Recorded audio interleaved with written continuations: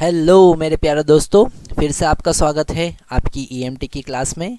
इस लेक्चर में हम बात करेंगे डायरेक्शन डेरिवेटिव की। हम बात करेंगे एप्लीकेशन ऑफ ग्रेडियंट। हमें पता है अगर किसी स्केलर फंक्शन का हम ग्रेडियंट फाइंड करते हैं तो हमें एक वेक्टर क्वांटिटी मिलता है और वो वेक्टर क्वांटिटी वो डायरेक्शन बताता है। वो वेक्टर वो डायरेक्शन बताता है जिसमें स्केलर फंक्शन मैक्सिमम रेट से इंक्रीज होगा। जैसे कि पोटेंशियल, अगर हम पोटेंशियल इलेक्ट्रिक पोटेंशियल का ग्रेडियंट फाइंड करते हैं तो हमें इलेक्ट्रिक फील्ड मिलता है। Negative of gradient of electric potential is equal to electric field. वो आगे जाके हम इलेक्ट्रोस्टैटिक में देखने वाले हैं। तो ग्रेडियंट के हमारे पास में बहुत सारे एप्लीकेशन है। एक एप्लीकेशन है डायरेक्शन डेरिवेटिव। अगर ग्रेडियंट का हम कंपोनेंट फाइंड करते हैं, ग्रेडियंट एक वेक्टर क्वांटिटी है जो कि हमको बताएगा maximum rate of increment, direction of maximum rate of increment of any scalar function। वो हमें नॉर्मल वेक्टर भी देता है स्केलर सरफेस पर। ओके, तो ये कुछ एप्लीकेशन है जो हमें याद रखना चाहिए। जब कभी हमको किसी सरफेस पे नॉर्मल वेक्टर फाइंड करना है तो हम ग्रेडियंट का यूज़ करेंगे। अब हम बात कर रहे हैं डायरेक्शन डेरिवेटिव की। डायरेक्शन डेरिवेटिव का मतलब है ग्रेडियंट का कंपोनेंट किसी स्पेसिफिक वेक्टर में, वेक्टर की डायरेक्शन में। ओके, जैसे हमारे पास गिवन है कोई स्केलर फंक्शन हमारे पास गिवन है v। ओके, और कोई वेक्टर गिवन है a वेक्टर। ओके, अगर हमसे पूछा गया है find direction derivative, find direction derivative of v along a vector, तो ये डायरेक्शन डेरिवेटिव को हम dd से लिख रहे हैं। Direction derivative of v along a क्या होगा? Gradient of v dot a cap. Okay, हमको ए वेक्टर का केवल डायरेक्शन लेना है। ओके, मतलब कि क्या होगा direction derivative? It is the component of gradient of scalar function v। इसको हम कैसे लिखेंगे? Component of gradient along A vector. Okay, तो हम यहाँ पर इस डायरेक्शन डेरिवेटिव dd को लिख सकते हैं ग्रेडियंट ऑफ v, जो कि एक वेक्टर क्वांटिटी होगा, इसका dot product a vector divided bye modulus of a से। ओके, क्योंकि अगर हम a केप की बात करेंगे, यूनिट वेक्टर की बात करेंगे, तो वो होगा vector divided by magnitude of a। Magnitude को सिंपल a लेटर से भी हम लिख सकते हैं। तो ये बेसिक कॉन्सेप्ट हमको पता होना चाहिए, तभी हम डायरेक्शन डेरिवेटिव फाइंड कर सकते हैं। एक न्यूमेरिकल करेंगे तो और अच्छे से हमें सारे कॉन्सेप्ट क्लियर होंगे। हमारे पास में एक बहुत अच्छा क्वेश्चन है। हमारे पास एक scalar function w is equal to x square plus y square plus x y z है। हमें कंप्यूट करना है ग्रेडियंट ऑफ w और direction derivative dw by dl in the direction of this given vector. Okay, तो हमारे पास w vector given है, w function given है। w is equal to x square y square plus x y z. अगर हमें del w calculate करना है तो हम लिख सकते हैं ax del w by del x plus ay। क्योंकि ये रेक्टेंगुलर कोऑर्डिनेट सिस्टम है तो हमें रेक्टेंगुलर कोऑर्डिनेट सिस्टम का ग्रेडियंट ही यूज़ करना होगा। वही फार्मूला हम यूज़ करेंगे, del y plus a z cap del w by del z। Okay, मतलब कि del w is equal to a x as it is. इस फंक्शन को हमें x के रिस्पेक्ट में डिफरेंशिएट करना है।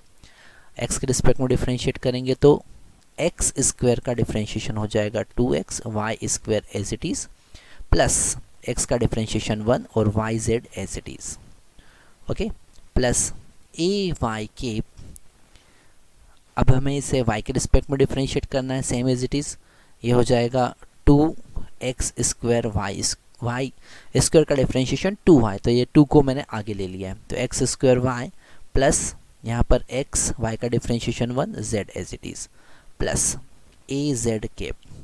जब z के रिस्पेक्ट में डिफ्रेंशिएट करेंगे तो x square plus y square का डिफ्रेंशिएशन 0 हो जाएगा, क्योंकि हम पार्शियली डिफ्रेंशिएट कर रहे हैं।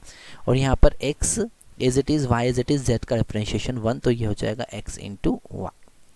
हमें फाइंड करना, यहाँ पर हमें डायरेक्शन डेरिवेटिव फाइंड करना है 8.2 -1, 0 पर, है ना। मतलब कि हमें यहाँ पर सबसे पहले इस ग्रेडियंट का वैल्यू फाइंड करना पड़ेगा 8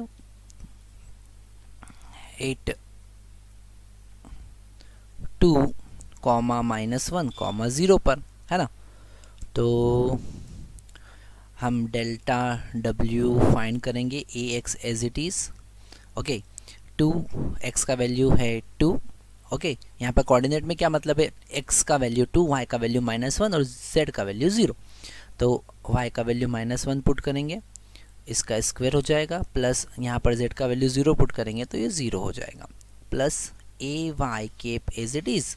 और यहाँ पर 2x का वैल्यू है 2, तो 2 का स्क्वायर, और y का वैल्यू -1 तो -1। फिर यहाँ पर z का वैल्यू हम 0 पुट करेंगे तो ये 0 हो जाएगा, plus a z cap, x का वैल्यू 2 और y का वैल्यू -1, ओके। तो अल्टीमेट डेल W हमको कितना मिला, ये हो जाएगा -4, नहीं, ये -4 स्क्वायर तो प्लस ही हो जाएगा, तो हो जाएगा 4ax केप, ओके। और ये हो जाएगा -4ay केप, और ये हो जाएगा -2az केप, ओके। तो हमको डेल W वापस हम नए स्लाइड पे लिख लेते हैं, 4ax cap -4ay cap -2az cap, ये हमको डेल W मिलता है। हमको given vector A vector given है, एक बार देख लेते हैं क्वेश्चन में क्या गिवन है। गिवन है 3ax + 4ay + 12az, तो हम इसे भी लिख लेते हैं 3ax केप प्लस 4ay के प्लस 12az के, ओके। अगर हमको डायरेक्शन डेरिवेटिव फाइंड करना है ना, direction derivative of W along E, वो क्या होगा, जैसे हम लिख रहे हैं d.dt लिख रहे हैं क्या, तो वो होगा grade of V dot A के। तो ये dd को हम लिख सकते हैं del W dot A vector divided by magnitude of A, okay. तो हम यहाँ पर अगर मैग्नीट्यूड देखें, A का मैग्नीट्यूड कितना होगा ज़रा देखते हैं।